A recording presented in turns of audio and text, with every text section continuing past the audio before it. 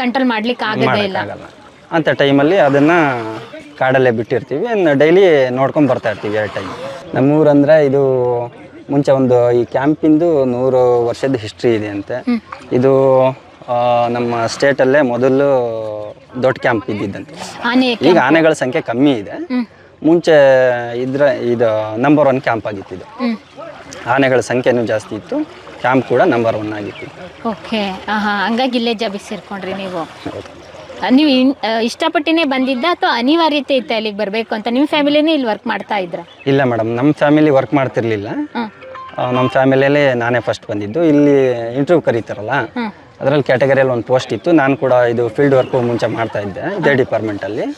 ಹಾಗಾಗಿ ಇದೇ ಡಿಪಾರ್ಟ್ಮೆಂಟಲ್ಲಿ ಸೇರ್ಬೇಕಂತ ಆಸೆ ಇತ್ತು, ಹಂಗಾಗಿ ಸೇರ್ಕೊಂಡು. ಸರಿ, ಆನೆ ಮೈ ತೊಳ್ಳಿಣ ಬನ್ನಿ, ನಮಗೂ ಕೂಡ ದೇವ್ರ ಕಾರ್ಯ ಮಾಡಿದಷ್ಟು ಪುಣ್ಯ ಬರುತ್ತೆ. ಯಾಕಂದರೆ ಗಜರಾಜ ಗಣಪತಿ. ತಗೊಳ್ಳಿ, ಬ್ರಷ್ ತಗೊಳ್ಳಿ. ಈಗ ನೀರು ಹಾಕ್ಕೊಂಡು ಒಂದು ಕಡೆಯಿಂದ ಚೆನ್ನಾಗಿ ಉಜ್ಜಿ ಮೇಡಮ್.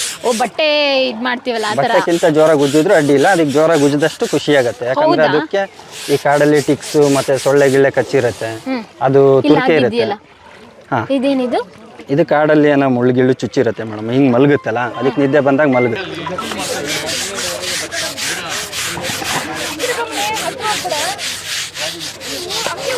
ನೀವು ಕಾಡಲ್ಲಿ ಇವಾಗ ಬನ್ನಿ ಮೇಡಮ್, ಈ ಕಡೆ ಬನ್ನಿ.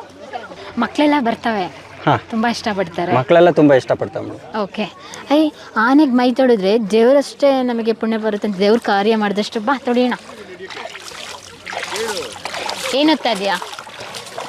ಏನು ಓದ್ತಾ ಇದೆಯಾ?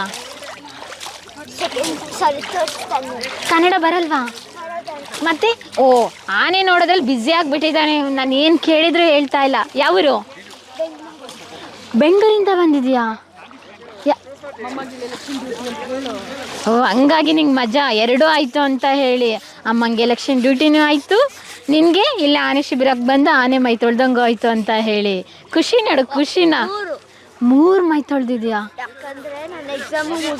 ಹಾಂ, ಎಕ್ಸಾಮ್ ಮುಗೀತು, ಮಮ್ಮಂಗೆ ಡ್ಯೂಟಿ ಆಯಿತು, ರಾಜ್ಯದಲ್ಲಿ ಮಜಾನೂ ಆಯಿತು. ಬಾ ಬಾ. ಇದು ಉಣ್ಣೆ ಅಂತೀವಿ ಇದಕ್ಕೆ. ಇವು ಕಾಡಲ್ಲಿ ಇರ್ತವೆ. ಈ ಬೇಸಿಗೆ ಸೀಸನಲ್ಲಿ ಇವು ಜಾಸ್ತಿ ಇರ್ತವೆ. ಇವು ನಮಗೂ ಕಚ್ತವೆ, ಆನೆಗಳಿಗೂ ಕಚ್ಚಿರ್ತವೆ.